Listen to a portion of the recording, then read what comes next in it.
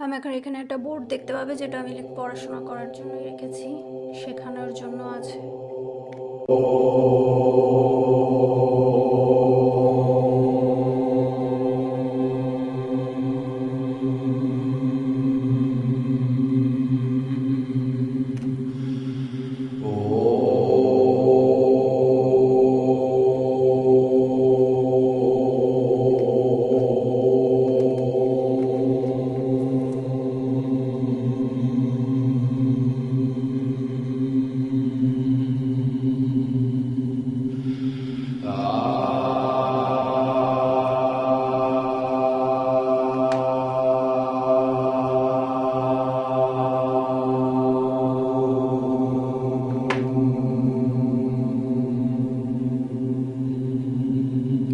আমি ভ্যাক্স রিডিংও তোমাদের শেখাবো, কি করে ভ্যাক্স ক্যান্ডেল রিডিং শিখতে হয় সেটাও শেখাবো, কফি রিডিংও হয় সেটাও শেখাবো।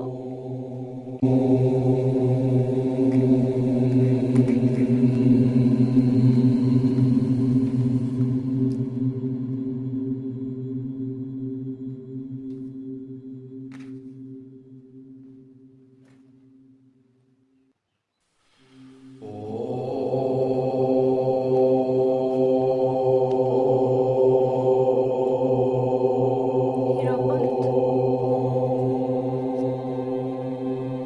ম্যাজিশিয়ান, ফুল, একটু একটু করে তোমাদের শেখাবো আর বলতেও থাকবো আজকে।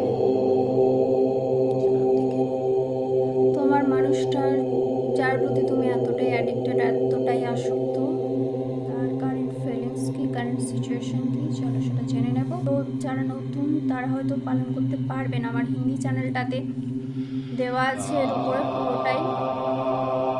আরও একটা চ্যানেল আছে যেটা আমাদের ভিলেজ বলে, আমি পুরোটা লাইফস্টাইলটা দেখাই মাঝে মাঝে, সেখানে আমার হিলিং থাকে, কিন্তু আমার প্রপার হিলিং চ্যানেলের যে, সেটার জন্য এটা নতুন করে শুরু করেছে, আগেও বলেছি এটা আমার পূর্বপুরুষদের। সবাইকে প্রণাম জানিয়ে আমি আজকে রিডিং শুরু করব। আমার পূর্বপুরুষ বলতে আমার প্রপিতামহ যশোদাচন্দ্র রায়, আমার দাদু পরিমা চন্দ্র রায়, আমার ঠাকুমা প্রভাবতী দেবী, আমার দাদু দিদা শেফালি পাল এবং হরিপদ পাল, আর বাকি আমার রয় ফ্যামিলির সমস্ত গুরুজনদের, পূর্বপুরুষদের প্রণাম জানিয়ে আজকে রিডিং শুরু করব। চলো শুরু করা যাক। সমস্ত কুলদেবীকে, আমার যে কুলদেবী আছে ওনাকে জয় শ্রী, এবং জানিয়ে জয় শ্রী বজরংবলী। বজরংবলী আমাদের কুলদেবতা নন, কিন্তু আমার রাশি নক্ষত্র, আমি যে কোর্স করতাম বা আমি যে চাকরি করতাম সেখানকার টিচার ওনারা, তো সেখানকার রাশি ওনারাও আমায় বিশ্বাস করেন, ওর থেকে টিপস নেন। 2012 সালে, তখন আমি অনেকটা ছোট ছিলাম, অনেকটা তখন আমি ম্যানেজমেন্টে, এক সেকেন্ড, ম্যানেজমেন্টের তখন প্রিন্সিপালস এগুলো মানতেন না, কিন্তু আমি প্রিন্সিপালকে তখন এমন একটা প্রেডিকশন করেছিলাম যেটা শুনে তিনি অবাক হয়ে গেছিলেন, এবং তারপর থেকে সব পুরো কলেজটা লাইন পড়ে গেছিলো যে আমাকে হাতটা দেখানোর জন্য। সেই মুহূর্তে আমি জাস্ট এমনি, যে এটা জানি পড়াশোনার পাশাপাশি জানি এটা প্রচার হয়ে গেছিলো, যে তখন তো ইউটিউবও ছিল না আর এত কিছু ছিল না, আমার বংশ ফ্যামিলিগত এটা ফলোয়ারিনি, দেখো ফলোয়ারিনি অমাবস্যা গেছে, এবং সেখান থেকে সে হয়তো তোমাদের ডিএফ ডিএম যারা আছো তাদের অনেকেরই জীবনে অনেক রকম স্পিরিচুয়াল পরিবর্তন দেখা যাচ্ছে, একটা বিশাল শিফটিং দেখা যাচ্ছে, হয়তো বুঝতে পেরেছে তার অনেক রকম লস হওয়ার পরে, অনেক রকম যে তোমার থেকে দূরে যাওয়ার পরে, বা তোমার সাথে তর্ক করার পরে, বা তোমাকে কষ্ট দেওয়ার পরে, হার্ট করার পরে হয়তো নিজেও হার্ট হয়েছে, সেই জন্য হয়তো ফিরে আসতে চাইছে। যাদের ক্ষেত্রে বিয়ে হয়নি তাদের কথা বলছি, তো যদি তোমাকে হার্ট করে থাকে এবং তুমি সেখানে ফিরে যেতে না চাও, জাস্টিস চাও ভগবানের কাছ থেকে, ভগবান তোমার জীবনে নিশ্চয়ই সোলমেটকে পাঠাবে, একদম পাঠাবেই, 100% থাকো। সে কোনোদিন ইনজাস্টিস করে না, খালি তুমি তোমাকে নিজেকে তৈরি রাখো, নিজেকে ঠিক রাখো, যেখানে তোমার ফ্যামিলির কারোর সঙ্গে ঝামেলা আছে সেই ঝামেলাটা মিটিয়ে নেওয়ার চেষ্টা করো, বা তোমার কলিগরা আছে, কলিগদের সঙ্গে, পুরনো কলিগদের সঙ্গে, তাদের সঙ্গে যোগাযোগ হতে পারে তোমার, তাদের সঙ্গে যদি আগে কোনো ঝামেলা হয়ে থাকে সেই ঝামেলাগুলো মিটিয়ে নেওয়ার চেষ্টা করো, বা কোনো মনোমালিন্য কোনো কিছু হয়ে থাকে সেগুলো ঠিক করার চেষ্টা করো, এবং যার সাজা সে নিশ্চয়ই পাবে, যার শাস্তি সে নিশ্চয়ই পাবে, যার যেটা পাওয়ার সে নিশ্চয়ই পাবে, যার যেরকম ফল পাওয়ার সে নিশ্চয়ই পাবে। মা কালী থেকে যদি জাস্টিস চেয়ে থাকো তাহলে মা কালী একটা কথাই বলবে যে নিজের জাস্টিস তোমাকে নিজেকে করতে হবে সর্বপ্রথম। আর আরেকটা কথা বলবো যে ভগবানের উপর ছেড়ে দাও, পুরোটাই নিজেকে ছেড়ে দাও, ভগবানের উপর ছাড়াটা এতটা সোজা নয়, সোজা হয় না। ভগবানকে তুমি এত বছর তো দেখলে নিজের মতো করে চললে, বা নিজের মতো করে এটা চাই, আমার চাই ডিএফকে চাই, বা ওই ডিএমকেই চাই আমার, তার মতো ভিকারির মতো অবস্থা, হাতে পায়ে দৌড়ছো, তার জন্য কান্নাকাটি করছো, তার জন্য ঋণ করাতে যাচ্ছ। মা কালী একটা কথা হচ্ছে, মা কালীর উপর ভরসা রাখো, নিজের কাজটা করো।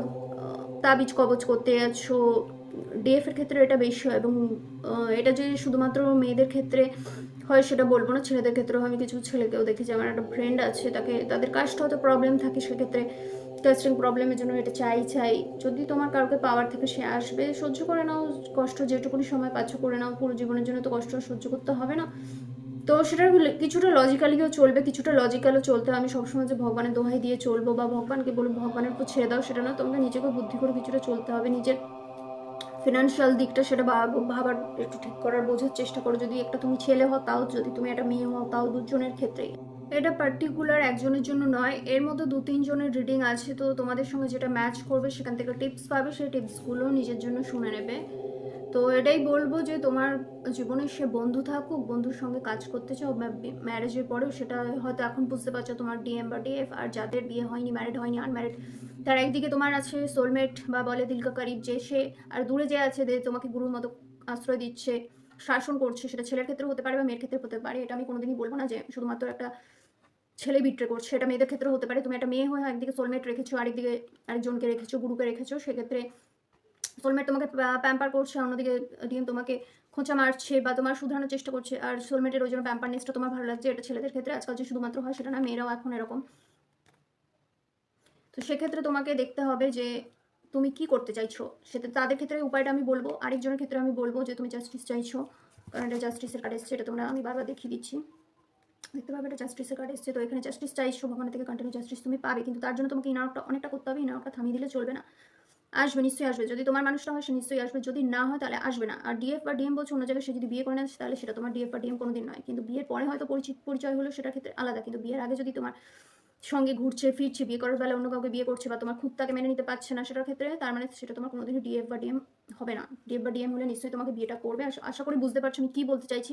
তো সুতরাং আমার ওটাই চাই, লাথি খাচ্ছ, ঝাঁটা খাচ্ছ, তা সত্ত্বেও নিজেই নিজেকে জাস্টিস দিতে পারছো না, তো সেক্ষেত্রে অন্য কেউ তোমাকে কি করে জাস্টিসটা দেবে। তো সেটার জন্য তোমাকে নিজেকে ভাবনা চিন্তা করতে হবে। আর যাদের ক্ষেত্রে বিয়ের পরে আসছে ডিএফ বা ডিএম, অ্যাজ ফ্রেন্ড তুমি তার সঙ্গে কাজটা করতে পারো। তোমাকে কার্মা ক্লিনজিং করতে হবে, তার সঙ্গে নিশ্চয়ই তোমার কার্মা কোনো ক্লিনজিং করার আছে, তাই জন্য তো পরে মিল হয়েছে হয়তো তোমাদের সঙ্গে। সেই লং ম্যারেজ লাইফটা সবসময় দেখো, স্পিরিচুয়াল যে লাইফটা হয় সেটাও আলাদা। স্পিরিচুয়াল লাইফ মানে তোমার হচ্ছে একসঙ্গে কাজ করা, একসঙ্গে চলা। এর মানে এটা নয় যে তোমাকে বিয়েই করতে হবে। তো বিয়ের পরে তোমার যে হাজব্যান্ড আছে হতে পারে সে সেটা সোলমেট। আমার নিজের ফ্রেন্ডের ক্ষেত্রে একটা এরকম হচ্ছে যে তারা সোলমেটকে বিয়ে করেছে দুজনকে, কিন্তু বিয়ের পরে তাদের ডিএফ বা ডিএম বলে দেখা হচ্ছে, তাদের দেখতেও একরকম, কিন্তু এটা ভাগ্যে ছিল, নসিবে ছিল।